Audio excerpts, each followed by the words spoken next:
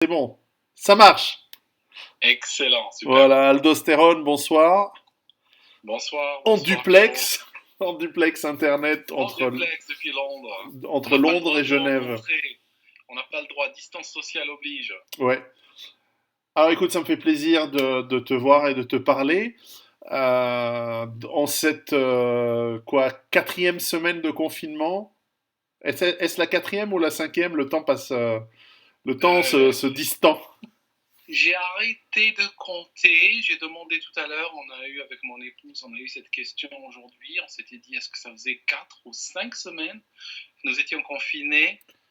Et moi je disais 5, elle disait 4. On a arrêté de compter. En fait, il vaut mieux pas compter parce qu'autrement, on va être comme ces prisonniers qui mettent des coches sur les murs, tu vois. Et puis après, à la septième coche, ils barrent tout et ainsi de suite. Alors, il y a quelques minutes, le président de la République en France, Macron a annoncé que le confinement serait prolongé en tout cas jusqu'au 11 mai. Euh, Qu'est-ce que tu en penses de cette crise? Comment tu la vois, toi qui as fait des études de médecine et donc qui connais les principes de virologie de base et d'épidémiologie, et aussi qui comprend la discipline ou la non-discipline des gens face à ce phénomène, face à ces règles? Comment tu vois la situation depuis où tu es, depuis l'Angleterre? Écoute, c'est un virus nouveau. C'est quelque chose qui a surpris beaucoup de monde. J'ai vu beaucoup de pays le prendre à la légère. Et puis ça nous est arrivé ici, mais c'est arrivé aux États-Unis aussi avec Trump. Au départ, les gens semblent le prendre un petit peu à la légère. Et après, au bout d'un certain temps, ce sentiment de gravité va augmenter crescendo jusqu'à lire littéralement la peur dans leurs yeux. Personnellement, tu sais, je parle à des gens autour de moi et j'entends les deux sons de cloche. Ça va de c'est un hoax complet jusqu'à nous allons tous mourir. Alors moi, je pense, personne raisonnable, que la réalité doit se trouver quelque part entre les deux. Je ne pense pas que c'est une arnaque complète, je ne pense pas que c'est la fin du monde, mais nous sommes quelque part entre les deux.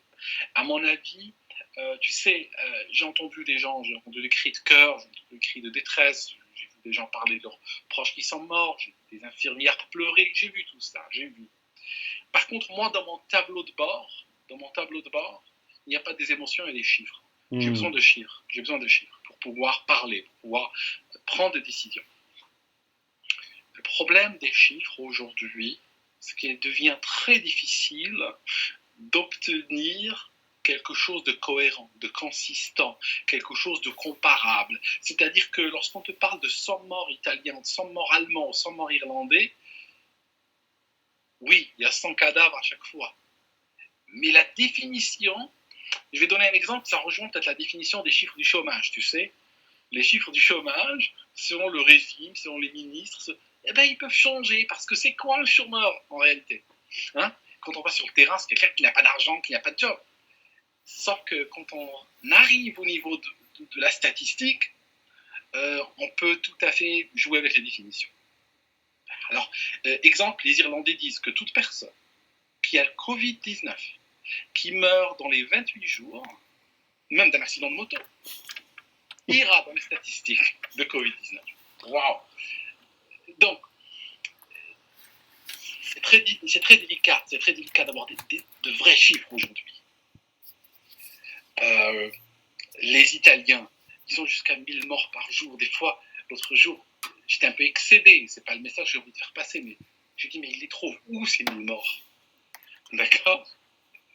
C'est beaucoup. C'est beaucoup. J'ai regardé l'âge moyen. En Italie, on vit 82 ans, en moyenne. L'espérance de vie est de 82 ans. Les chiffres du ministère de la Santé italien disent que les gens sont en train de mourir.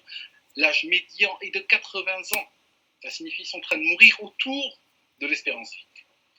D'accord? Donc, c'est grave comme maladie parce que moi, j'ai pas envie d'être en train de sentir que je vais crever, tu comprends? Parce que il y a une telle pression psychologique dessus aujourd'hui. Hein.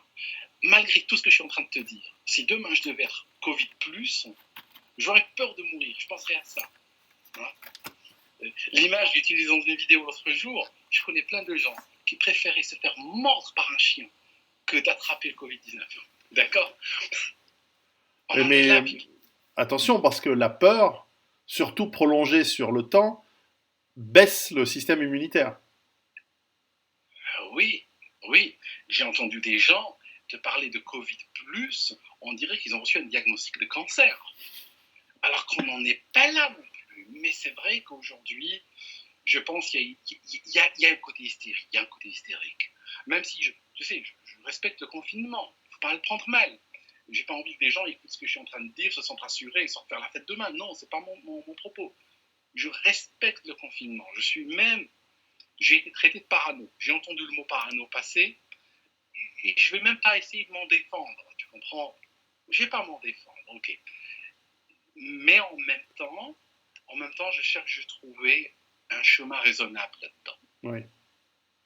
Et entre comme tu dis, entre le hoax d'un côté et on va tous mourir, il me semble quand même, pour t'avoir vu avec des masques, carrément avec des masques avec filtre autant dans ta voiture, que tu le mets quand même plutôt d'un côté que du côté hoax complet. Écoute, dans ma tête, au fond de moi, toutes les cartes sont ouvertes.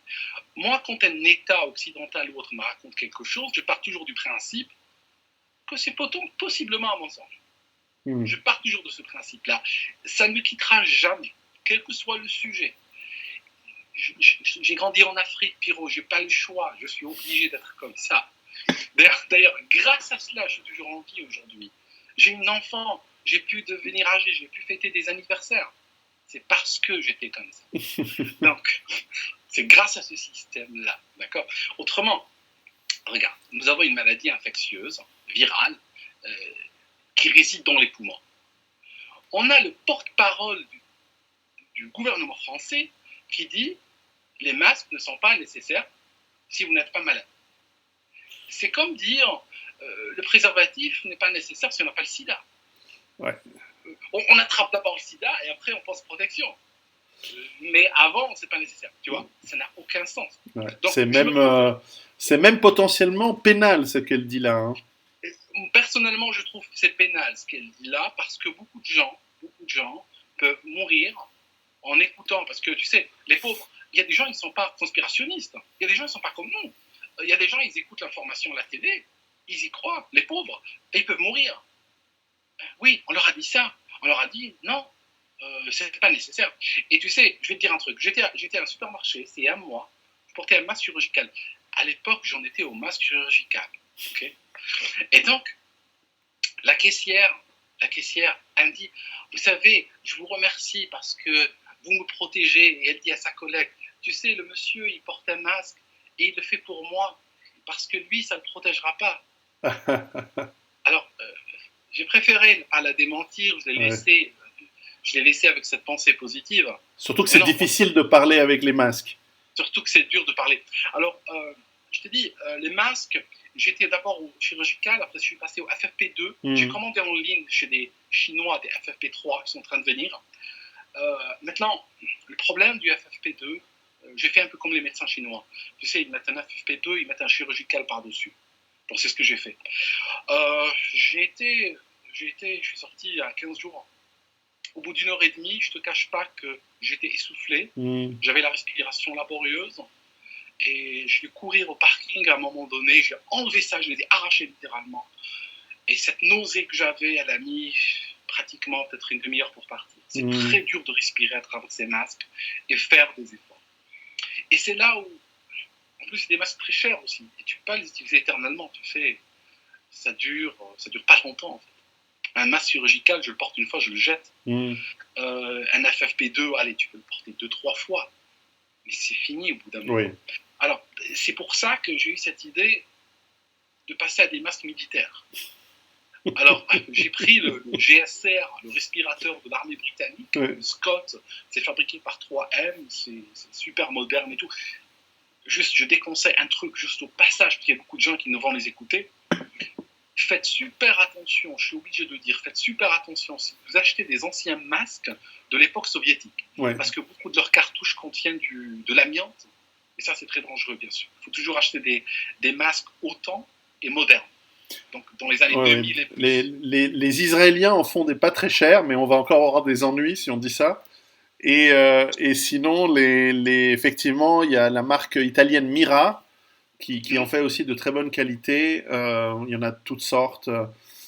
Bon, moi je trouve que c'est du overkill hein, pour ça, mais enfin, c'est sûr que là, il n'y a rien qui va passer. C'est clair, il y a un côté overkill, effectivement, il y a un côté overkill, parce que je te dis un truc, je vais te raconter un truc, tu sais, nous ne sommes pas en Asie, les gens ne sont pas disciplinés. Malgré tout ce qui se passe aujourd'hui, j'étais au supermarché, il y a une personne, je passe à côté, le gars, il est en train d'éternuer ses poumons, il est en train de tousser ses poumons.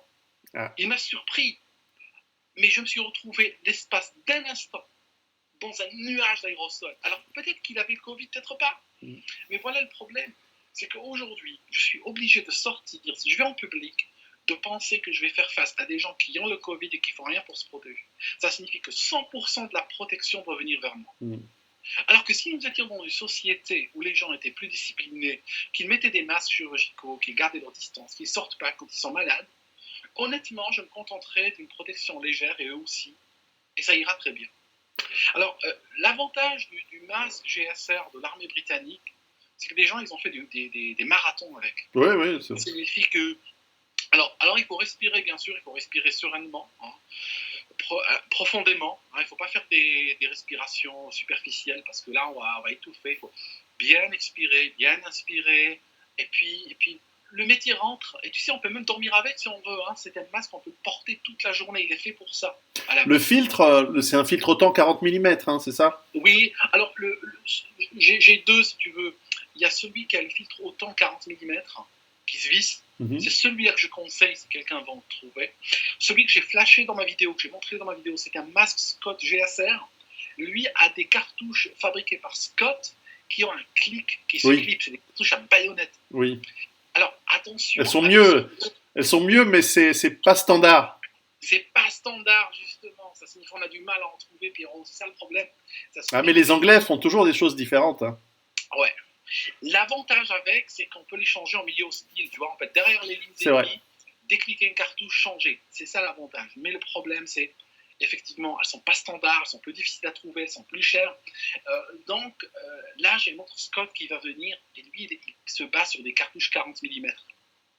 Tu vois, c'est du standard autant. J'ai des cartouches israéliennes que je peux utiliser aussi. Parce que les cartouches israéliennes sont très bonnes.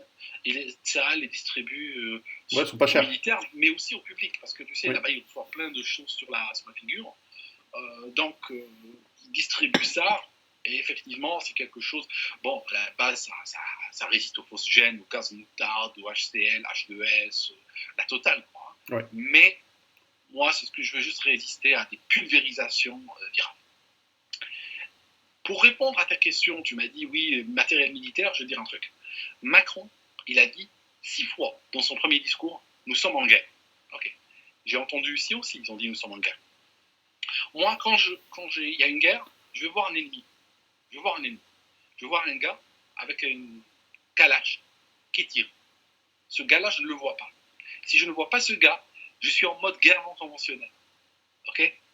Donc, c'est quoi comme guerre? C'est une guerre non conventionnelle. Donc, nucléaire, chimique, bactériologique. Donc, après, c'est viral. Donc, je suis en mode NBC. C'est pour ça. Ils disent nous sommes en guerre, mais un ennemi invisible. Pour moi, ça déclenche automatiquement le plan NBC. Alors, que le virus ait été fabriqué exprès, lâché exprès, accidentellement, qu'il soit 100% biologique, naturel, organique. Bio. Le résultat est le même. Je sais qu'il y a des écolos qui disent oui, mais c'est naturel. C'est naturel, donc c'est bon. Non. Faut voir. Le cyanure aussi, c'est naturel. Bien sûr, il y a plein de choses naturelles qui peuvent te tuer. Il y a des champignons très naturels qui te tuent. Il n'y a pas de pesticides dessus, il n'y a rien. Tu manges, tu meurs. Donc, c'est pareil. Pour moi, nous sommes dans une logique de guerre non conventionnelle. Donc, je suis obligé de faire avec. La dernière fois, on s'est rencontrés à Londres. Finalement, tu es plus survivalible que moi.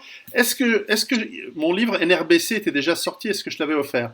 Tu m'avais offert le livre, je l'ai lu D'où d'ailleurs la préparation. Et oui, D'ailleurs, je te remercie pour ça. Franchement, je te remercie parce que moi, toi, tu parlais souvent de se préparer et tout ça. Et tu sais, c'est c'est très celui-là. Hein. difficile. Oui, celui-là. Il Voilà, est celui-là. sorti en anglais aussi maintenant. Ah, d'accord, tu m'avais offert la version française. C'est ça. Il vient de sortir il y a 2 semaines en anglais pour tes amis et tes collègues en Angleterre. Mais tu sais, le truc aujourd'hui, c'est qu'on se prépare avant, pas Mhm. après. Eh oui. Enfin, Ben oui. il n'est jamais trop tard pour faire du bien. Oh, mais on parle aussi de choses nucléaires hein, dans ce livre, donc il y a quand même. Il y a Pour il y a un de livre, temps en tu peux te finir, hein. préparer à 4 gros problèmes. C'est clair, Une chance c'est au clair. grattage, une chance au tirage. C'est bon. On peut avoir notre Fukushima ici, hein, où malheureusement tout est possible. Bon, moi, je suis pas dans le survivalisme pur et dur. Moi, je suis plutôt dans la survie en milieu urbain et dans la survie de crise, si Mhm. tu veux. Ça signifie euh, ma préparation de survie n'est pas faite pour résister à l'écroulement du monde, mais elle est faite pour résister à des crises. Mhm. Crise C'est bien. financière, crise politique, tremblement de terre, calamité naturelle, barrage qui éclate, grève générale, Brexit, tu sais, la totale. C'est vrai que le Brexit m'a aidé, parce que le Brexit m'avait déjà mis un peu en pré-préparation, tu vois. Les turbines chauffaient un peu, hein, Oui, mais oui. là, c'était une bénédiction, quand même. Oui, là, vu ce qui se passe en Union européenne, est-ce que les Anglais, finalement, bon, ils pensent peut-être à autre chose, mais est-ce qu'ils se rendent compte que finalement, ils ont fait un bon choix d'éviter de rester ou dans une Union européenne où chacun vole les masques et le matériel médical aux Ah, autres? tu sais, le Brexiteur que je me suis retrouvé conforté dans mes convictions par rapport à cela, parce que je me suis dit, je vois aujourd'hui les Italiens comme ils semblent littéralement vomir l'Union européenne. Ah oui.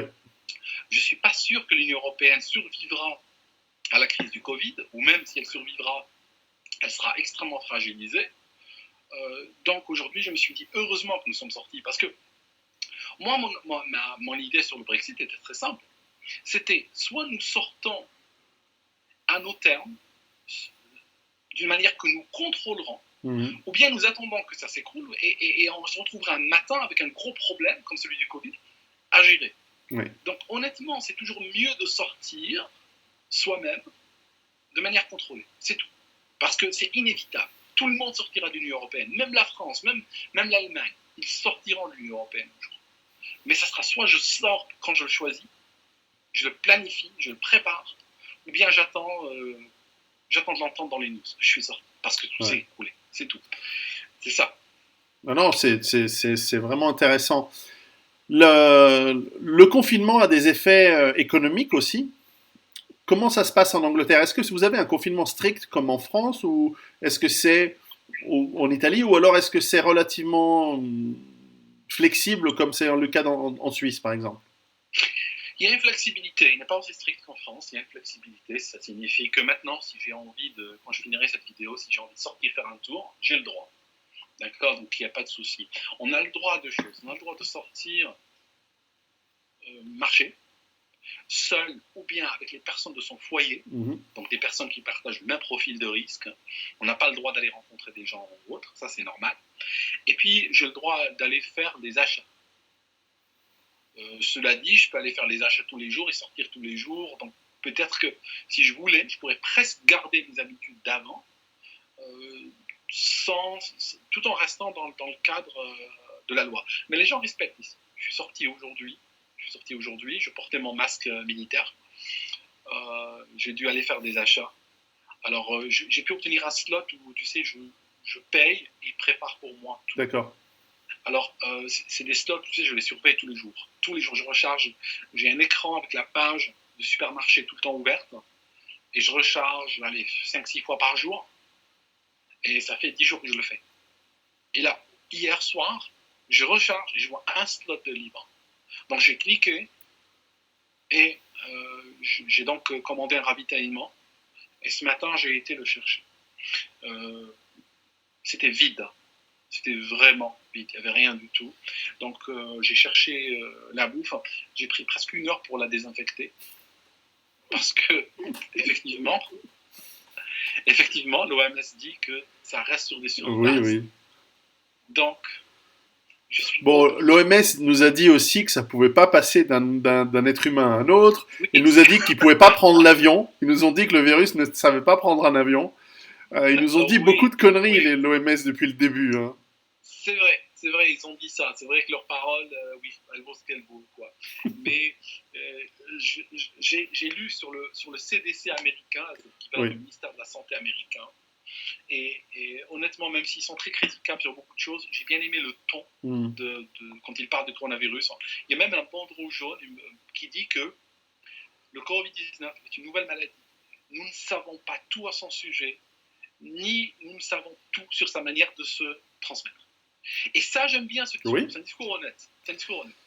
Mais tu sais, alors peut-être c'est parce que nous sommes des gens un tout petit peu au-dessus de la moyenne au niveau à la fois de la culture générale, de l'éducation et de l'intelligence, mais un petit peu.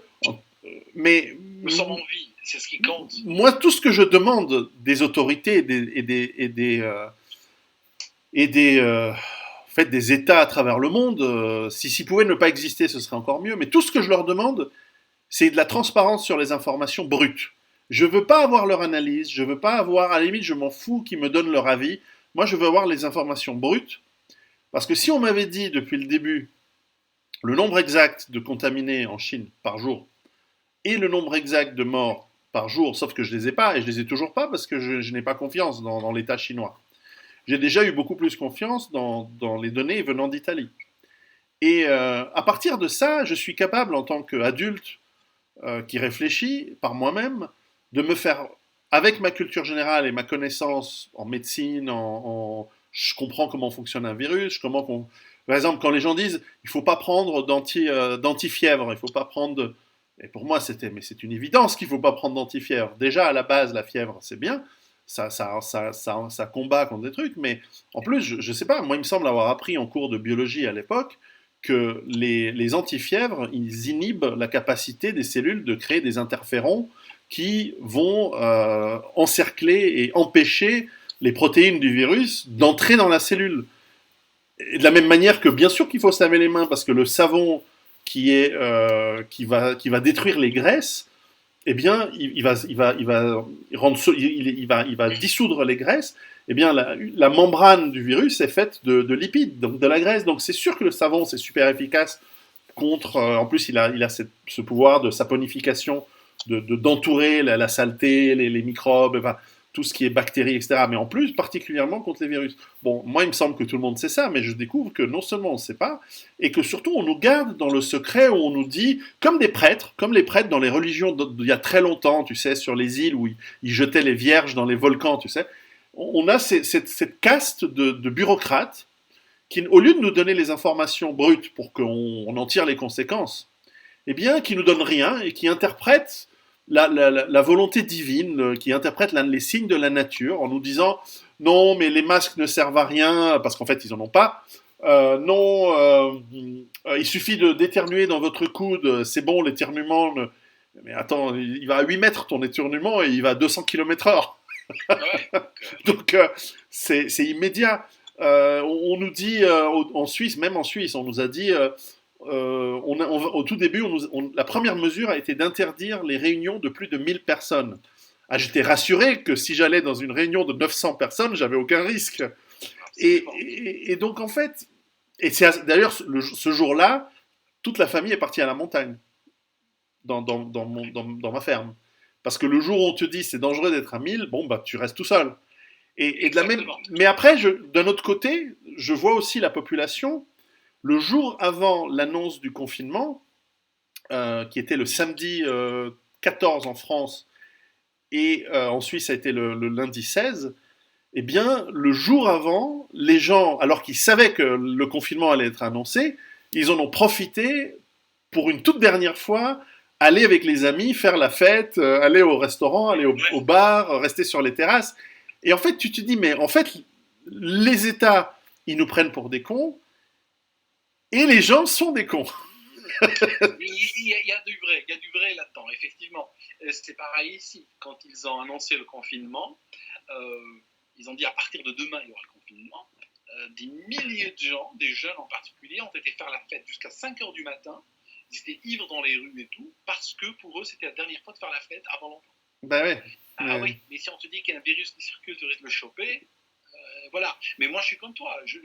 J'écoute ce que disent les autorités et je vais bien au-delà. Bien sûr. Et j'analyse aussi. C'est-à-dire que je suis d'accord avec toi par rapport à leur opinion et tout. Moi, j'ai trouvé l'histoire du lavage des mains, je voulais même pas en entendre parler, je l'ai évacué. Parce que pour moi, je me lave tout le temps les mains, Ah ben Covid oui. ou pas Covid. Je veux dire, mes habitudes n'ont pas vraiment changé. Voilà, je me lave les mains, puis c'est tout. Ouais. Maintenant, par rapport au masque, j'aurais préféré entendre, écoutez, oui, ça se transfère par aérosol, ça se transfère d'une personne malade à l'autre, ça peut se transférer même depuis une personne qui n'a pas de symptômes. Donc, les masques sont importants, mais on n'en a pas. Voilà, dites-nous la vérité. Voilà, on n'en a pas pour tout le monde, mais ça protège. Donc, essaye d'en fabriquer avec des chaussettes, avec des slips, avec des draps. Au moins, les gens auraient pu faire quelque chose. Ouais. Mais venir effrontément regarder les gens droit dans les yeux et leur dire non, ce n'est pas nécessaire de vous protéger les voies aériennes.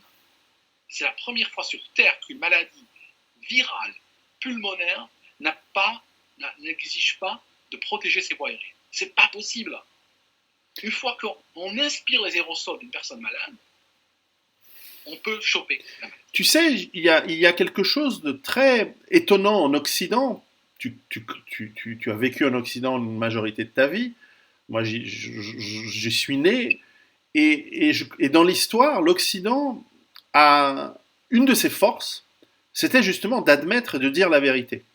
Même quand les nouvelles sont mauvaises. Par exemple, pendant la Deuxième Guerre mondiale, souvent, mais en fait même l'Allemagne, hein, tous les pays, exception de l'Italie, mais tous les pays occidentaux disaient, quand ils avaient une défaite, ils disaient, voilà, nous avons eu une défaite, c'est très grave, nous avons perdu la moitié de notre armée à Dunkerque, nous avons perdu notre armée à Stalingrad, peu importe, mais nous pensons que nous allons quand même gagner la guerre parce que ceci, cela, cela. Au Japon, par exemple, qui n'est pas dans la culture occidentale européenne, lorsqu'ils se prenaient des défaites comme à Midway ou autre, eh bien, ils ne le disaient pas au public, ils cachaient les informations. Ils obligeaient les marins, sous peine de cour martiale, de ne pas raconter à leur famille que leur bateau avait coulé.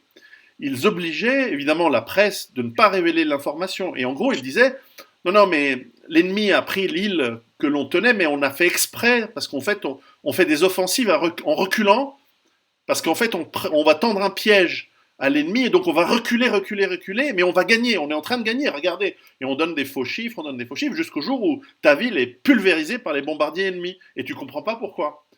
Eh bien, il y a une force d'en dire la vérité, parce que ça veut dire qu'il y a un rapport de confiance entre les gouvernements, les élus, et la population. Et ce rapport de confiance, il est d'autant plus vrai dans une population qui est homogène, culturellement, ethniquement, tout ce qu'on veut, et où on n'est pas dans la culture de l'esquive mesquine et du petit arrangisme qui est en général la culture des pays en développement. Toi, tu viens d'Algérie et tu as pu voir les différents... Mais moi, j'ai bien vu, je connais plutôt la Tunisie, j'ai vu en Tunisie à l'époque de Ben Ali, etc., à quel point il y avait des petits mensonges, c'était pas des grands mensonges, c'était des petits mensonges quotidiens où on disait les chiffres étaient un petit peu arrangés pour que ça aille mieux, le gouverneur local, il donnait un meilleur chiffre du tourisme qu'en réalité. Tout le monde essayait d'enjoliver les choses, de faire en sorte qu'il y ait pas, que tout se passe bien et qu'à la fin tu donnes une image très positive, qu'il n'y ait pas d'emmerde et qu'on ne vienne pas regarder les combines que tu es en train de faire dans ton garage et dans ta boutique. Mais à la fin, ça ne correspond pas à la réalité et ça finit par se voir, surtout en période de crise. Et là, j'ai l'impression que beaucoup d'États occidentaux commencent à avoir d'une corruption digne du tiers-monde, une classe politique arrangiste, mesquine, un peu... moi j'ai connu ça en Italie, la classe politique qui fait des magouilles, c'était un truc très italien. Aujourd'hui, je le vois partout. Je le vois en France, évidemment, je le vois. Et en plus, il y a l'idéologie qui vient, où en fait, on ne veut pas. C'est un peu le côté soviétique. Je veux dire, on ne peut pas avoir d'accident nucléaire parce que le nucléaire soviétique est parfait, donc il n'y a pas d'accident. Et pendant 3 jours, ils ne veulent pas entendre la nouvelle qu'il y a eu un accident dans la centrale nucléaire. Donc il y a ce genre de mécanismes qui sont très dangereux parce qu'ils amènent à du suraccident. Et ils amènent à du suraccident. Et toi qui connais les deux mondes, qui a un pied, qui a eu l'enfance en Algérie, dans un pays qui est comme il est, et puis tu as vécu en Suisse, qui est comme il est, tu as vécu aussi en Angleterre, comment tu vois cette dynamique de communication étrange qui n'est plus du tout ce que ça avait été? Écoute, tu as raison, je suis d'accord avec ton analyse. Quand j'étais en Algérie, tu sais, on voyait, parce qu'on était proche de l'URSS à l'époque, même si on était un pays dit non aligné, mais en réalité, on était extrêmement aligné sur la politique de Moscou. Et pratiquement, j'avais rencontré une fois Aïd Ahmad, qui était il vit en Suisse, il vit à Lausanne, en fait. Un monsieur très approchable, personnage historique, on va dire, de la révolution algérienne. Et il m'avait dit, j'étais jeune, j'étais vraiment gamin, et il voulait une image pour m'expliquer le problème de l'Algérie. Il m'a dit, les Algériens, à partir de l'indépendance, ils ont fréquenté les pays du tiers-monde, ils ont fréquenté les pays de l'Est. Et ils ont pris les défauts des pays du tiers-monde et les défauts des pays de l'Est. En fait, voilà, les défauts de tout le monde. Quand je suis arrivé en Occident, à l'époque, j'avais peut-être une vision un peu idéalisée de l'Occident, parce que j'ai quitté mon pays vers une nouvelle vie. Je pensais laisser tout ça derrière, tout ce que tu décris, la corruption, le népotisme, le mensonge, les plans quinquennaux, où chacun ment à son niveau, tu vois. Le fermier qui dit, nous produisons 50 quintaux par acre, et le gars au-dessus, jusqu'au moment où tu dis, cette année, nous avons un excédent de blé. L'Algérie devient le premier producteur mondial de blé, alors qu'en réalité, on n'a rien sur la table. D'accord ? C'est ça. Moi, je pensais avoir laissé ça derrière. Et en fait, je vois qu'on arrive doucement en Occident vers des systèmes de plus en plus corrompus. Alors, il y a toujours le discours, tu sais, il y a toujours l'extérieur, l'occidental. Je vais dire un truc. Je dis ça souvent privé, tu vois, je dis pas ça dans des vidéos, mais je dis souvent privé. Je dis l'occidental, lui, contrairement à l'africain, l'occidental est beau, l'africain il est moche. Je parle pas de physique. Je parle de l'occidental est très fort à habiller le mal, à habiller toutes les saloperies qu'il fait dans un habillage marketing, dans un packaging qui fait que ça sort, il arrive à vendre à la masse. Alors que l'Africain, lui, a moins le sens de la formule. L'Africain, lui, ça se voit. Tu vois, il touche des pots de vin, ça se voit, il voit que c'est un corrompu. Et tu peux avoir un Britannique ou un Parisien qui est aussi corrompu que cet Africain, mais chez lui, ça mettra du temps à se voir. Mais avec les crises, nous sommes en train de le voir. Nous le touchons du doigt. Les Français, nous avons le meilleur système de santé du monde. Le monde nous envie. Oui, bien sûr. Ils sont à poil. Les gens, ils ont le slip au niveau des chevilles. Ils ont été pris. Tu sais, comme tu roules la nuit, tu vois cet animal qui est au milieu de la route, il est dans les phares et il est tétanisé, il ne peut rien faire. C'est là où le Covid les a pris. C'est terrible. Pour un pays qui dépense, alors la dépense sociale en France, je ne me rappelle plus des chiffres, mais c'est un des pays qui dépense le plus en dépenses sociales. Et finalement, ils ont des hôpitaux complètement dévastés. L'armée a travaillé je ne sais pas combien de temps pour créer un hôpital de fortune, 30 lits. Macron est venu 30 lits. Tu sais qu'à Londres, on a fermé l'aéroport de London City et à côté, on a pris un centre d'exposition. L'armée a ouvert un hôpital de 5000 lits. Il a été inauguré par le prince Charles à distance. Personne n'a fait le déplacement pour aller l'inaugurer. À Birmingham, il y a un autre hôpital de... il a survécu alors, le prince Charles, alors il n'est pas mort de son virus. Il a dû prendre de la chloroquine en cachette. Il en avait en douce, lui. C'est un privilégié. Oui. Non, lui, c'est un homme solide. Contrairement, c'est vrai qu'il est plus vieux que Boris Johnson. Boris Johnson a 55 ans, je crois. 54, 55 ans. Le prince Charles, on parle de 71 ans, 71 ans. Mais le prince Charles est bien portant. C'est un sportif. C'est quelqu'un qui fait de la marche, fait de la chasse. Tu vois.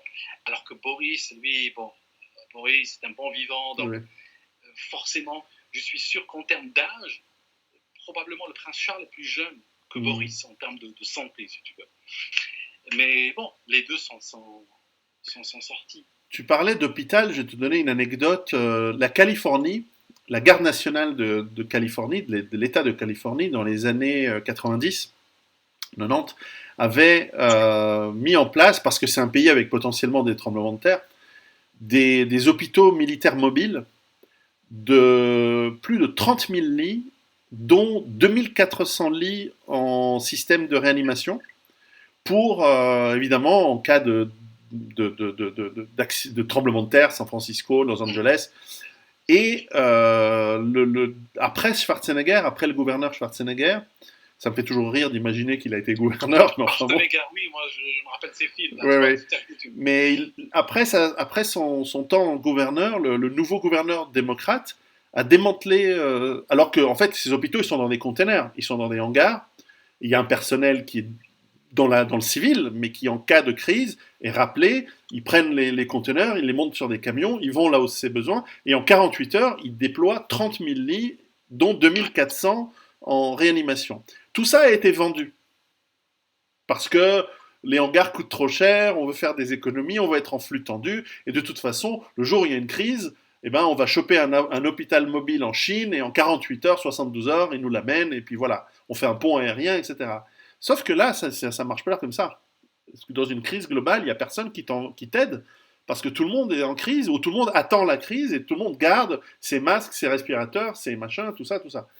Et en fait, on se rend compte que même les pays les plus riches, les États-Unis, alors en Suisse, ça a été complètement autrement, mais on se rend compte que même des pays qui sont quand même dans le G7, enfin la France, en tout cas officiellement, la France reste dans les 10 pays les plus riches du monde. La réalité, c'est que ça commence à ramer sec. Et moi, ce que je crains, et c'est pour ça que j'écris des livres, c'est qu'en fait, on vit, et tu as raison, nous avons peut-être maquillé une partie de la turpitude de nos dirigeants et aussi l'inefficience de nos économies sous des slogans, sous des idéologies, peut-être une inertie de l'historique, parce que probablement, c'est vrai que dans les années 70, le système médical français était un des meilleurs du monde, probablement. Il y avait le français, bon, peut-être pas l'anglais dans les années 70, mais il y avait clairement 3-4 pays en tête du monde. Mais aujourd'hui, ce n'est plus le cas. 50 ans ont passé, il y a eu une tiers-mondisation, d'abord dans la tête, hein, comme on l'a décrite, mais aussi physiquement. Il y a aussi des passe-droits. Moi, je vois en France des choses qui, même en Italie, n'existent plus. Des gens qui payent pour passer avant les autres. En Italie, ça existait dans les années 50, ça, encore, dans les années 60, mais aujourd'hui, ça n'existe plus. Il n'y a plus de bakchich. Il n'y a pas de bakchich en Italie. C'est un pays qui a d'autres défauts, mais qui n'a plus celui-là. Alors que je vais en Russie, et en Russie, là, je vois une efficience extraordinaire, absolument aucune corruption, c'est fini, c'est la période. Et je me dis, et c'est peut-être une des conséquences importantes et des leçons qu'on doit tirer de cette crise, c'est qu'on dévoile à quel point le monde a vraiment changé. À quel point la Corée est devenue probablement le pays le plus sécurisé, avec la meilleure médecine du monde aujourd'hui, la Corée du Sud.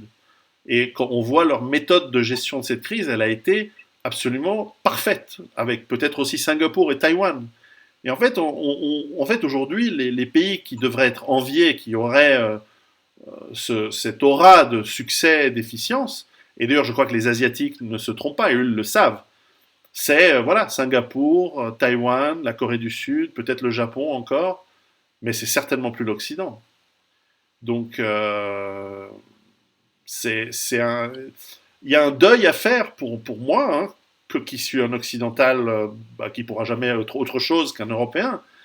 Mais il y a un moment où un grand nombre d'Européens doivent se dire comment ça se fait que la Pologne, le Japon fonctionnent si bien et que la France, l'Angleterre, même bon, l'Allemagne semble, en tout cas sur cette crise, elle se débrouille bien. Mais l'Italie, l'Espagne, c'est une catastrophe. Finalement, il faut qu'on arrête avec les politiques, les méthodes, les idéologies des 50 dernières années, parce qu'elles sont un échec. C'est clair, je suis d'accord avec toi, c'est clair. Tu sais, ce virus, ou une crise sanitaire comme celle-ci, elle a besoin de quoi? Elle a besoin d'un régime central puissant, elle a besoin d'un pays super industrialisé qui peut immédiatement mobiliser son industrie pour faire face à la crise. Elle a besoin d'une population extrêmement disciplinée. Et en fait, ce que je suis en train de faire, je suis en train de décrire l'Asie. Ça signifie que oui, ils ont été frappés, ça a commencé chez eux, mais de manière paradoxale, ils s'en sortent. Aujourd'hui, on a plus de chance. Moi, je me rappelle des gens, lorsque ça a frappé à Wuhan, il y a des Britanniques qui suppliaient pour être évacués de Wuhan, on leur a envoyé des avions pour aller les chercher, et finalement, je me demande s'ils n'auraient pas mieux fait de rester. Oui. Parce qu'ils seraient plus en sécurité à Wuhan qu'à Londres. Déjà, je ne parle pas des coups de couteau, mais rien que la manière de gérer cette crise d'aujourd'hui, c'est un désastre absolu. Et ça, alors, c'est pas, pour moi, c'est peut-être pas un deuil, mais c'est un réveil. C'est bien, ça réveille les consciences, c'est très important. L'occidental, c'est trop embourgeoisé. Ça signifie à un moment donné, il a quitté la réalité, il se sentait plus attaché à la réalité. Je parle des systèmes, des régimes. Et puis, ils ont pensé qu'ils étaient assez forts pour créer une réalité imaginaire, virtuelle, et vivre dedans. Jusqu'à il y a très peu de temps, on dépensait des milliards pour faire plaisir à une gamine autiste qui voyait le carbone. Et puis, ici en UK, je lisais des journaux de communes, des journaux communaux, publiés à 50 exemplaires, où ils te disent que le conseil communal s'est réuni pour voir ce qu'il peut faire face au réchauffement climatique. Oui. Attends, tu as une commune ou un lieu dit de 800 habitants, ils pensent faire quelque chose contre le réchauffement climatique, alors qu'en même temps, leurs hôpitaux n'avaient ni masque, ni blouse, ni d'équipement, ni rien du tout. Ça signifie qu'on s'est créé de fausses menaces, et forcément, on a oublié les vrais. Imagine un père de famille, je disais ça l'autre jour, imagine un père de famille, soudainement, dans sa tête, il commence à avoir peur des martiens. Il a l'impression que les martiens vont venir attaquer sa maison. Donc il va commencer à dépenser tout son argent pour se protéger des martiens, détecter les martiens, empêcher les martiens de venir. Et pendant ce temps-là, la maison n'est prête ni à faire face à une inondation, ni à la première pluie, ni rien du tout. Puis un jour, il y a un gros orage, et il se retrouve avec la pluie jusqu'au genou. Pourquoi ? Parce que tout l'argent était dépensé pour les martiens. Donc oui, l'argent est là, mais des milliards ont été dépensés pour éviter que les choses ne changent. Je crois qu'un des changements post-crise, ça va être que plus personne ne va oser venir demander des toilettes pour les trans ou des choses comme ça. Je pense qu'il va se prendre une claque, le type. Oui, il y a intérêt. Moi, je me souviens. Tu sais, je vais te dire un truc. C'est très symbolique. Juste avant que je lise la news sur ce virus, j'avais lu un jeune en France qui était non-binaire. Et il expliquait aux journalistes la difficulté de trouver un coiffeur quand on est non-binaire. C'était la nouvelle plage de Normandie. Hein. Trouver un coiffeur pour non-binaire, c'est une souffrance. D'accord, c'était comme débarquer en Normandie le 6 juin 1944 sous des mitrailleuses de 50 qui déchirent. Okay, c'était ça. Et il allait pleurer, le gars. Il est où aujourd'hui ? Il est où avec ses toilettes non-binaires ou ses hommes ? On a complètement, je pense qu'on est parti dans un... Tu sais quoi, je vais te dire un truc. C'est une grosse baffe. Mais peut-être qu'elle est méritée quelque part. Elle sera peut-être salutaire. Alors peut-être qu'on laissera 100 000 personnes sur le carreau, oui. Mais peut-être que si nous avions continué sans ce Covid, c'est pas 100 000 morts qu'on aurait eu, 10 millions. Parce qu'à un moment donné, il y a des gens qui... Tu sais, je vais te dire un truc. L'économie est à l'arrêt aujourd'hui. Aux États-Unis, 96% des vols ne se font plus. Il y a des compagnies aériennes qui ne se relèveront jamais. Il y a des entreprises qui ne se relèveront jamais. Nous sommes en deçà et de très loin des objectifs carbone des accords de Paris. Nous ne les avons même pas atteints. Bien sûr. Ça signifie que nous prévoyons un holocauste, nous prévoyons un hiver nucléaire. Ah, c'est clair. Moi, je disais que ces gens-là, que je compare à ceux qui ont vécu la période 39-45, dont je ne dirais pas le nom, ces gens-là seraient venus derrière nous et auraient dit, tu sais quoi, ta voiture ne roule pas, tu ne travailles pas, tu ne te réchauffes pas, tu ne manges pas, mais tu sais quoi, tu respires. Et ces gens-là, ils auraient fini par faire beaucoup plus de morts que le Covid pourrait en faire. Donc, il y a quelque chose de salutaire, il y a peut-être quelque chose de salutaire derrière. Je vais toujours sortir avec quelque chose de positif.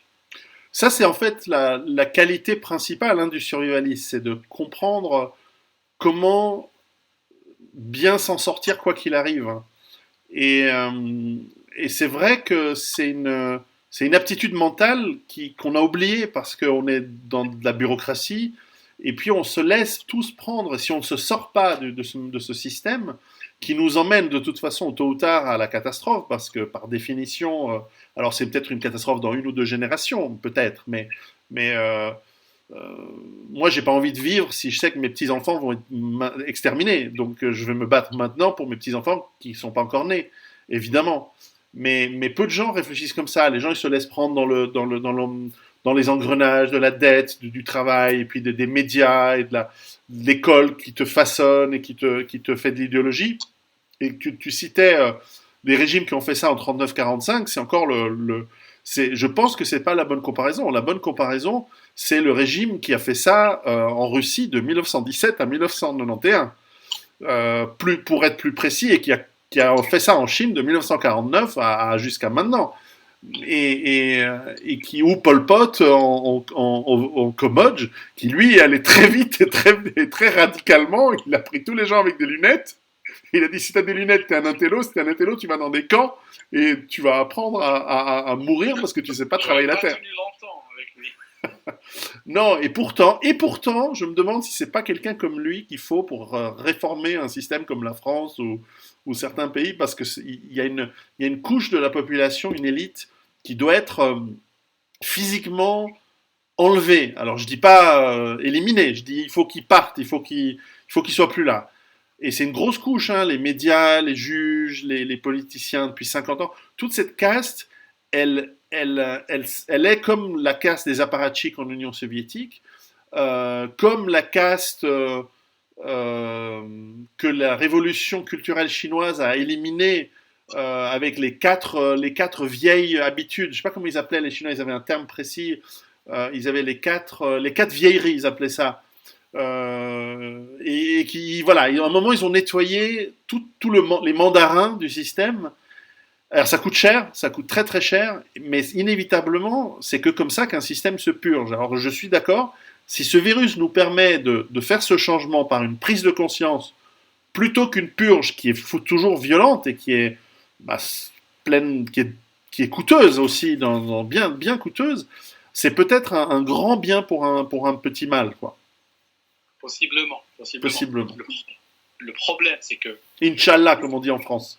Exactement. C'est que si ce virus passe, si cette crise passe et qu'elle laisse sur le carreau je ne sais pas combien de personnes, mais que rien ne change, et qu'une fois qu'on n'a plus de morts de Covid-19, on reprenne nos anciennes habitudes, et on reprend les anciens délires, moi je crois que nous sommes foutus. Je crois que la prochaine crise, nous sommes morts. Oui. Parce que déjà, rien que cette crise, il y a déjà un risque, je ne dis pas qu'on va y aller, certainement, mais il y a déjà un risque qu'on se réveille un jour avec les Occidentaux qui fouillent dans les poubelles et un monde dominé par la Chine. Parce que, déjà, eux, leur économie est à fond maintenant.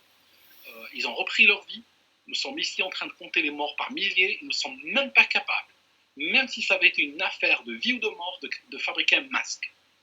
Un masque à 3 couches de papier, on n'est pas capable de le fabriquer. On n'est pas capable de faire des tests. Ça signifie qu'on est tombé très bas. La seule chance que nous avons aujourd'hui, c'est que ce virus tue ce qu'il a envie de tuer, nous foute la paix et nous donne du temps pour retomber sur nos pieds et réformer tout en profondeur. Maintenant, si on ne réforme pas, c'est que nous avons été jugés à une balance historique. Et il a été décidé que les égouts de l'histoire vont nous emporter collectivement. Ça sera le tyran. Et ça arrive, il y a des civilisations qui ont été emportées. La Chine, par exemple, a fait 2 siècles de traversée du désert très très très difficile, avec pratiquement 2 siècles de famine sans interruption. Domination étrangère, révolution interne, mais des révolutions. C'est pas une révolution où on coupe la tête à quelques milliers d'aristocrates. La révolte des Taiping, c'est 60 millions de morts, je crois. Enfin, c'est un truc gigantesque. La guerre civile en Chine de 1900 à 1949, c'est des millions et des millions de morts, sans parler de l'invasion japonaise.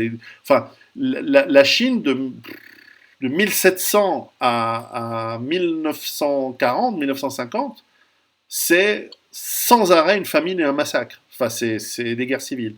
Et donc, et c'est pas des gens stupides, et c'est pas des gens idiots. Hein. Ils ont une culture, ils sont intelligents, ils ont des traditions, et pourtant ils se sont mis dans une situation de stagnation, de décadence, et Et ensuite arrivent les Européens, arrivent les impérialismes, arrivent les tensions internes, et le truc.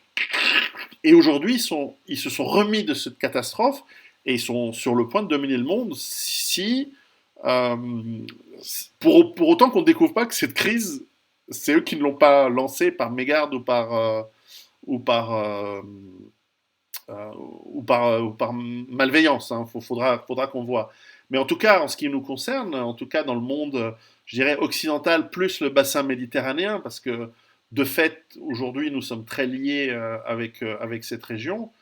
Euh, Là, il y a intérêt qu'on se reprenne tous en main. Et on va dire l'Occident et le nord du bassin méditerranéen, comme tu le dis, il faut qu'on se shake off, je sais pas comment on dit, faut qu'on se débarrasse de ces idioties, de ces habitudes de gens trop riches qu'on a pris au cours des 30 dernières années et qu'on voit la réalité en face, c'est que nous sommes des gens très riches, mais avec ces illusions. Et de l'autre côté de la Méditerranée, des gens qui doivent, tu en parleras sans doute mieux que moi, mais qui doivent aussi, parce que par exemple, on a oublié de mentionner, mais par exemple le Maroc s'en sort assez bien avec une discipline qui est vraiment étonnante. Hein, eux, ils ont les usines de chloroquine, ils ont les masques, ils ont tout ce qu'il faut. Et finalement, il y a une discipline et une cohérence ethnique qui marche assez bien. Mais tout autour de la Méditerranée, de la Turquie à la Tunisie, il y a un moment où il se serait intéressant aussi de se dire, bon, nos vieux stigmates religieux, culturels, mariage entre cousins, tout ça, faut qu'on arrête avec ces conneries. On garde peut-être la religion comme un background culturel, comme l'a fait la Turquie, comme a su le faire la Tunisie pour l'instant, pourvu que ça dure, et qu'on passe à une forme de modernité, mais qui ne singe pas l'Occident, mais une modernité qui est la nôtre, et qui est culturellement marocaine, tunisienne, grecque, italienne, et qui correspond à l'âme du pays et pas à quelque chose qui a été fabriqué dans les universités américaines les plus folles ou par le cinéma hollywoodien le plus progressif, quoi, qui correspond à rien. Et ça, il faut espérer aussi que le monde se réveille par cette crise et qu'il se réveille de cette torpeur, de ce rêve, de ce cauchemar, et qu'il se dise, bon, maintenant, on va se reprendre en main, mais avec dignité, avec réalité, avec le sens du réel. Mais c'est pas gagné, hein. C'est vraiment un espoir, mais c'est pas gagné. C'est pas gagné. J'ai la même espérance que toi. Et j'espère que ça servira, sera un électrochoc pour qu'il y ait un sursaut collectif. Mais pour moi, c'est pas gagné encore. Alors moi, j'ai pris une bonne résolution suite à ce confinement puisque ça a été pour l'instant c'est une période merveilleuse hein, pour nous parce que on est à la ferme. Bon là aujourd'hui je suis redescendu 48 heures en ville dans mon appartement en ville, mais on est à la campagne, il fait beau, on est avec dans la nature, on fait l'école avec les enfants. Bon ça prend du temps, hein, mais c'est une période géniale.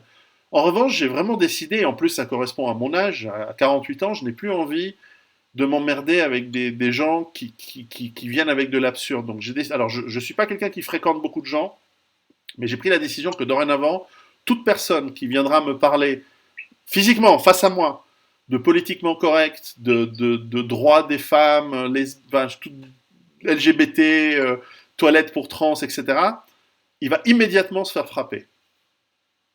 Je vais physiquement le frapper. Pas l'envoyer à l'hôpital, hein, mais je vais le gifler, quoi, un truc comme ça. Et comme je fais 120 kilos, une gifle de Pierrot, ça fait, on s'en souvient en général. Et parce que je crois qu'à un moment, il faut sévir physiquement, comme quand tu as un gamin qui est fou, à un moment, tu le remets. Alors moi, je suis devenu contre la violence contre les enfants, mais enfin, il y a un moment où tu dois le secouer pour lui dire, oh, on arrête l'hystérie. Et je pense que le monde hystérique, tu ne peux le réveiller que par le choc physique. Et si ce virus suffit pas, ou même s'il a suffi, dorénavant, chaque personne qui aura une remarque gauchiste, politiquement correcte, enfin un truc idéologique, hein, je dis pas un débat, celui qui vient avec un débat et des arguments et de la raison et des évidences, bien sûr, il aura toujours en face celui que je suis, c'est-à-dire ouvert d'esprit, machin, capable de dialoguer. Mais en revanche, celui qui vient en disant ouais, gna gna, pas, c'est décidé, c'est prémédité, hein, c'est pas grave, mais voilà, c'est fait. On garde la vidéo pour construire la J'assume. présentation. J'assume. Mais on les entend plus d'ailleurs, on les entend plus. Je pense que les gens, tu sais, tous ces jeunes et tout qui étaient partis dans ces délires, je dois dire à leur décharge qu'ils ont eux-mêmes été emportés Oui. dans un système scolaire, médiatique, un phénomène de mode, des sous-cultures complètement artificielles, qui ont fini par créer une bulle entre eux et la réalité. Ils sont en train de la toucher aujourd'hui, ils sont en train de la toucher du doigt. Ils vont grandir avant leur âge. Hein. Aujourd'hui, on parle d'intubation, on parle de mort, on parle de fosses communes et tout ça. Je pense que ça va ramener beaucoup de gens vers des réalités, parce que toutes ces histoires de fosses communes, on pensait que c'était pour les films noirs et blancs, on pensait que c'était un truc, bon, on voyait ça dans les années 40 et tout, bon, on pensait que c'était normal, entre guillemets, oui, c'est loin. Mais nous, on a Snapchat, on est très moderne et tout. Non, on est très moderne, n'empêche, on a des fausses communes. Donc, c'est vrai que je pense que ça va permettre la maturation de beaucoup d'esprits. Et pourtant, c'est ni Verdun, ni les camps de concentration. Donc, ils ont beaucoup de chance. Mais espérons qu'effectivement, ça fasse mûrir et que ce choc de la réalité, et c'est là où il faut que j'ouvre une parenthèse, beaucoup de gens sont surpris par ce virus, mais les virus sont enfin, les épidémies au sens général, et plus, évidemment, plus on a développé l'hygiène et les antibiotiques, on a moins d'épidémies bactériennes. Mais je veux dire, aujourd'hui, enfin, il faut quand même y aller pour faire des épidémies de choléra. Mais là, quand même, le MERS-CoV, il y a quelques années au Moyen-Orient, qui est très mortel, qui est heureusement pas très contagieux. On a eu Ebola, très très mortel, mais là aussi, finalement, on se rend compte que c'est pas très contagieux, à cause de pratiques culturelles spécifiques. Mais là, on a quand même une maladie très contagieuse, pas très mortelle, mais très très très contagieuse. Et donc,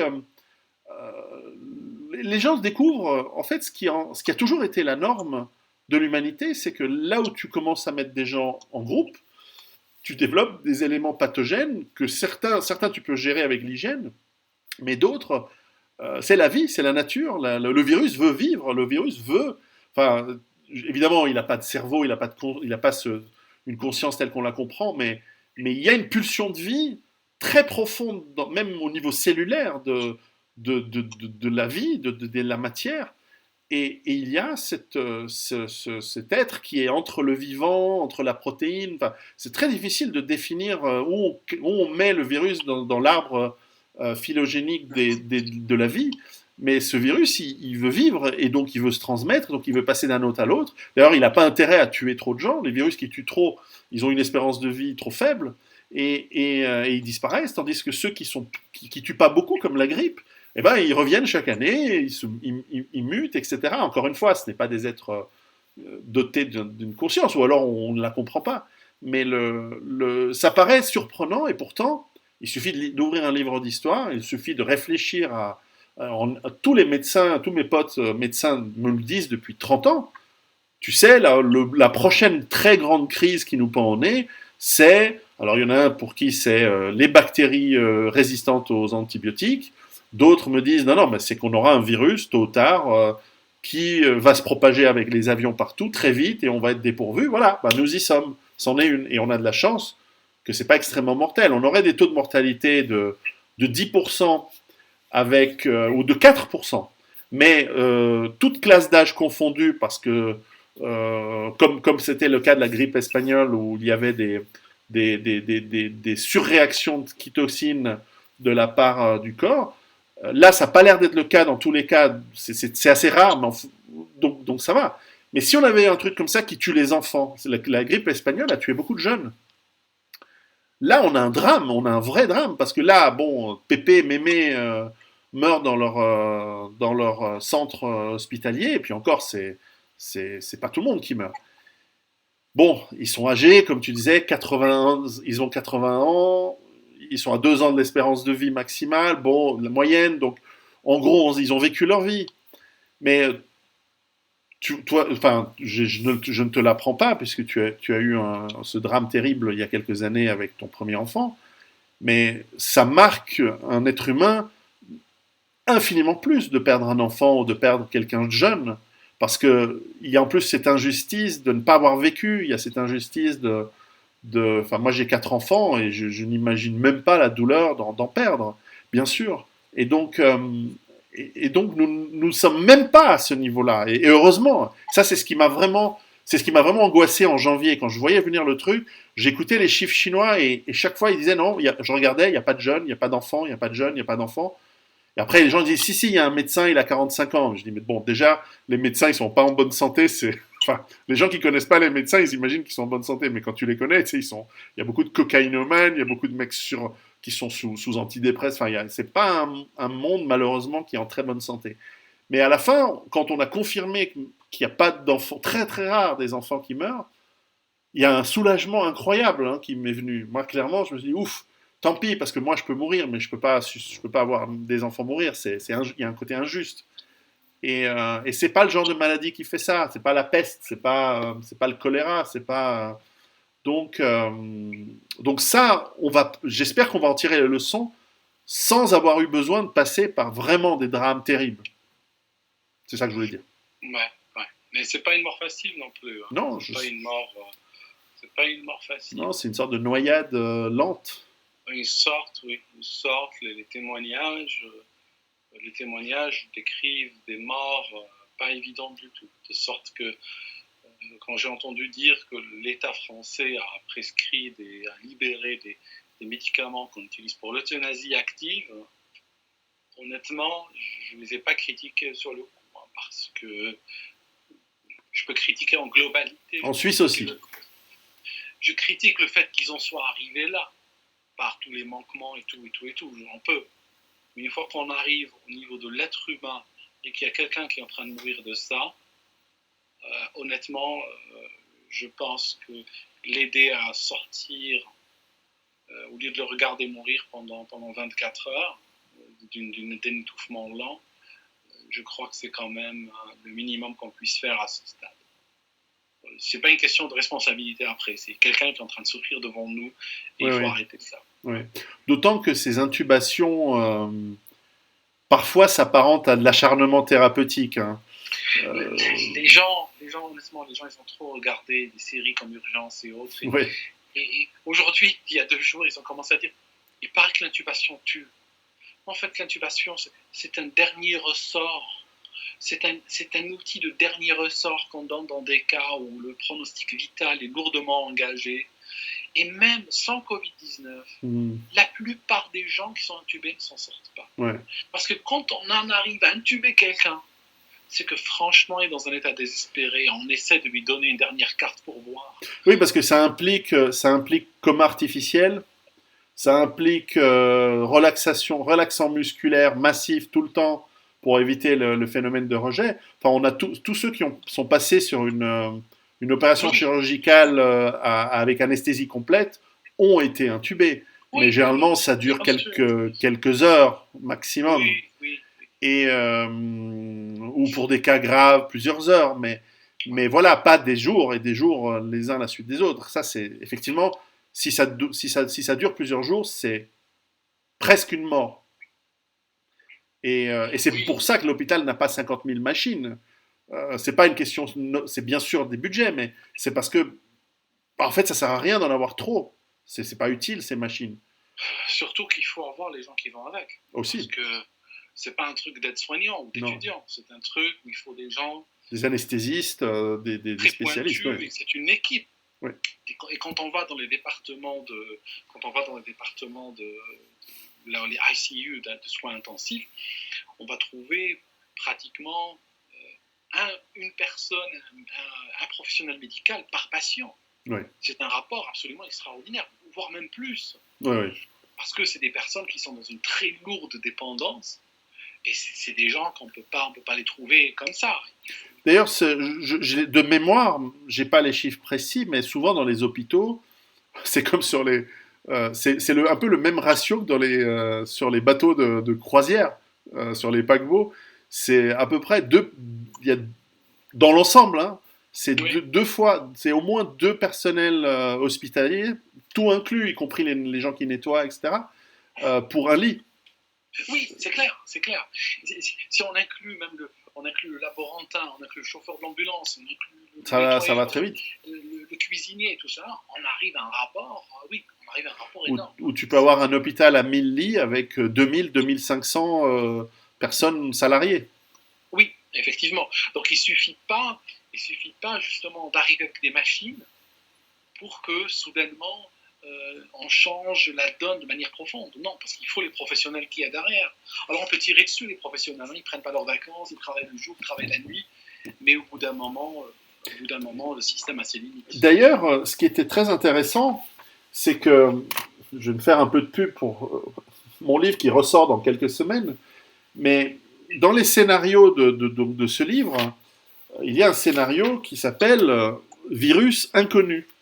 Et donc, c'est pour ça que moi j'étais prêt tôt. Voilà, on a parlé du cas de la grippe, on a parlé d'un cas de coronavirus, mais qui est évidemment pas celui-ci, mais c'est un coronavirus générique.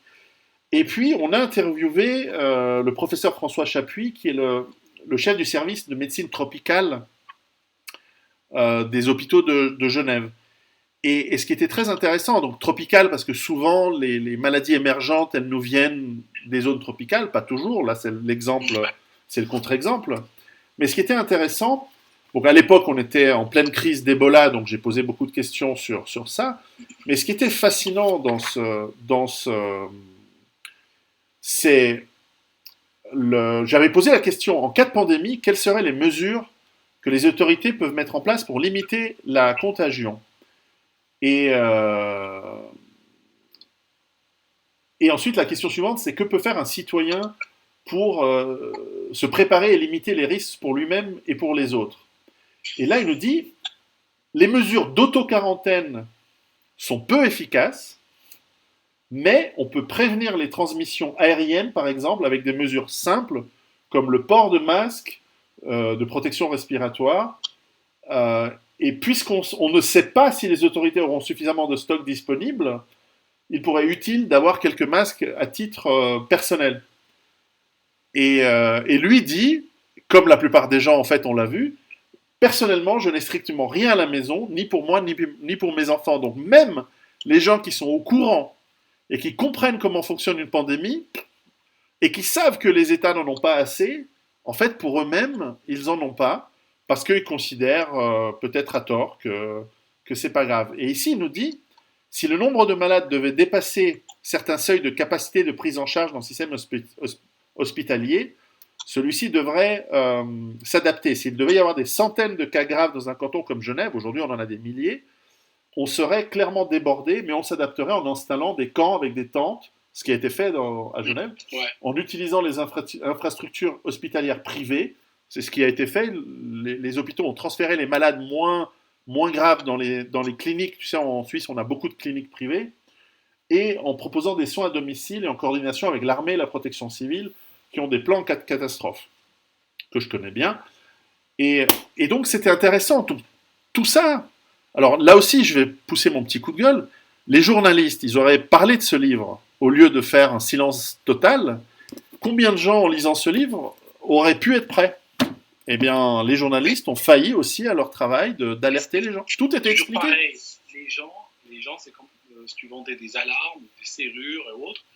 Du moment que les gens ne se sont pas fait cambrioler, ils ne sont pas sensibles à l'argument parce que pour eux, c'est de la dépense qui ne sert à rien sur le moment. Moi, je sais que ça a frappé cette pandémie. J'avais une boîte de 100 masques, des masques chirurgicaux. J'avais pas grand-chose, mais j'avais une boîte de 100. J'ai acheté pour 3 fois rien. Aujourd'hui, ça coûte très cher, mais j'avais acheté ça en ligne il y a quelques années, je sais pas, même pas 10 euros. J'avais un FFP2, j'avais quelques cartouches de gaz israélien, de Tsahal, c'est tout. Depuis, j'ai dû augmenter mon stock. Depuis, j'ai dû renforcer mon stock avec un peu d'équipement plus sérieux pour faire face à la menace. Mais j'ai commencé dès le mois de janvier. Dès que j'ai entendu que les choses commençaient à dériver, je passais des soirées entières à me renseigner, à m'informer, à voir comment personnellement je peux répondre à ça. Or, le problème, cette attitude de dire je regarde les news et je vais voir comment personnellement je peux répondre, n'existe plus aujourd'hui. Les gens disent mais que fait l'État? c'est à l'État de s'occuper de nous. C'est à l'État de nous donner des masques. Non. Ça finit au goulag tout ça. Hein. Exactement, ça finit très mal cette histoire. Les gens qui demandent, qui font de l'étatisme, qui demandent que le fonctionnaire s'occupe d'eux, veulent que le fonctionnaire ait plus de pouvoir finalement sur leur vie. Non, chacun doit être responsable. Si tu sens qu'il y a, et ça je pense que c'est une leçon à retenir pour les futurs problèmes, quels qu'ils soient. Quand tu sens qu'il y a quelque chose dans l'air, prépare-toi à l'échelle personnelle. Ne pense pas à l'État. Parce que au moment où le problème arrive, l'État, il n'a que des mensonges, avec des excuses, il est en retard, il est nul, l'État. On est, nous-mêmes, notre première ligne de défense. Absolument. C'est pour ça qu'on apprend le secourisme. Pourquoi on apprend le secourisme? Pourquoi on peut dire, n'apprends pas le secourisme, et s'il y a quelqu'un qui est devant moi en train de saigner, en train d'étouffer, je prends le téléphone et j'appelle les autorités, l'État. C'est son rôle régalien. Non, on ne fait pas ça. Non. Parce que sur l'instant, l'urgence, c'est le geste qui sauve. Et moi, je suis sur place avant l'État. Et c'est moi qui fais le... Donc, l'État finira par intervenir, finira par faire quelque chose, ou pas. Mais en attendant, je dois, moi, être préparé. Absolument. Tu vois, tu es un survivaliste. Tu as la bonne attitude.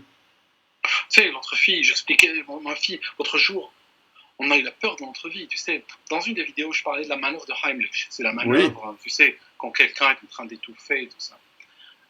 Tu sais que ma fille, elle a pris du chocolat. Elle a 2 ans. Je l'ai vue. J'ai couru après. Je lui ai dit, donne-moi le chocolat ou un truc comme ça. Et elle a crié très fort parce qu'elle ne voulait pas. Elle voulait fuir avec. Et soudainement, le cri s'est arrêté net. Et elle a arrêté de respirer. Okay? Et le temps qu'on la chope avec sa mère, elle avait déjà les lèvres bleues. Elle commençait déjà à devenir bleue. Ah, ça va vite.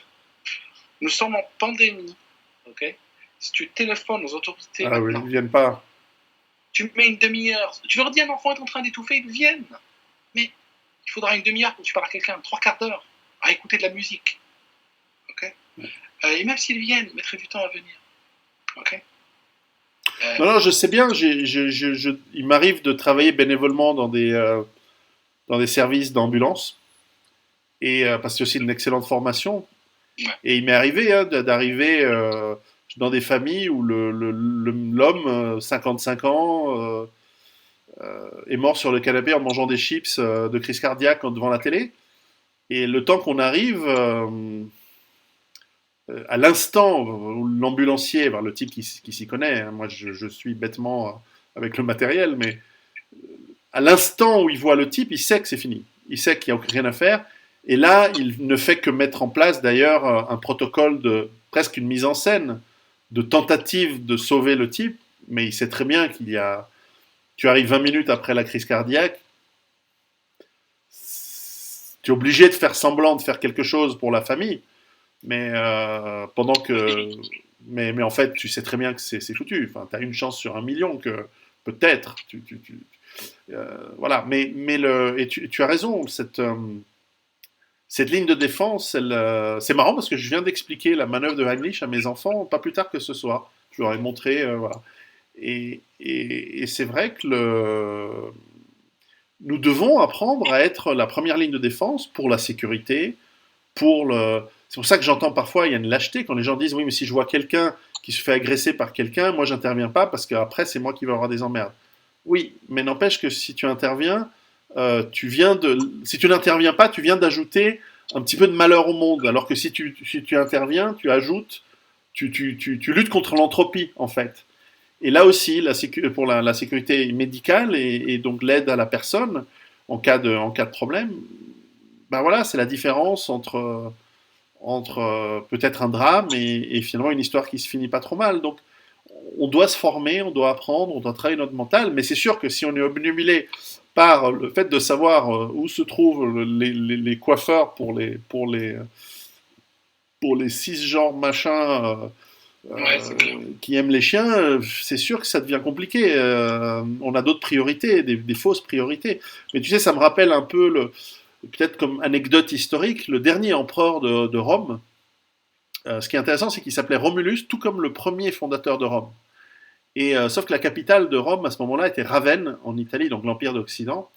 Et lorsque Théodoric, je crois, les Goths ont pris Rome, le messager est venu dire à l'empereur, qui n'était plus qu'un empereur de pacotille, puisqu'il ne régnait que sur sa ville, en gros, et ils lui ont dit, voilà, Rome est tombée. Et l'empereur ne voulait pas le croire. Il dit, non, c'est impossible, c'est pas possible. Euh, je ne sais pas s'il a shooté le messager, mais en gros, c'était impensable, puis c'est tout. Alors que de fait, oui, il n'y avait plus rien. C'est un peu comme Hitler dans son bunker qui imagine des armées qui va déplacer, à qui il donne des ordres, mais qu'en réalité, ces armées ont été déjà pulvérisées, ou que ce sont des armées, une division en réalité n'est composée que d'un bataillon. Mais comme sur la carte c'est une division, il imagine qu'il y a encore 10 000 hommes, alors qu'en réalité, il n'y en a plus que 500. Et donc, c'est cette erreur, cette erreur qui est pour nous volontaire, parce que, à la limite, le type dans son bunker ou l'empereur romain, on lui donnait pas les informations et il s'imaginait ce qu'il voulait. Mais nous avons les informations et on veut pas les voir d'un point de vue de civilisation. On dit non, non, non, non, non. 1 million de femmes violées en Angleterre depuis les années 90, c'est faux. Les problématiques de tout ce qu'on veut, on veut pas les entendre.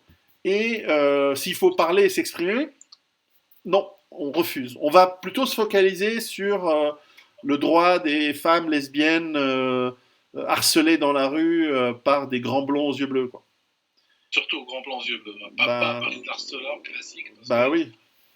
Sinon, c'est... Écoute, je vais te laisser parce que j'ai la petite qui se réveille. C'est bien. Je vais l'aider. Mais on se refera d'autres. On se refera d'autres pendant ce confinement. On essaiera de refaire le monde. Il est prévu s'arrêter quand en Angleterre? Le confinement?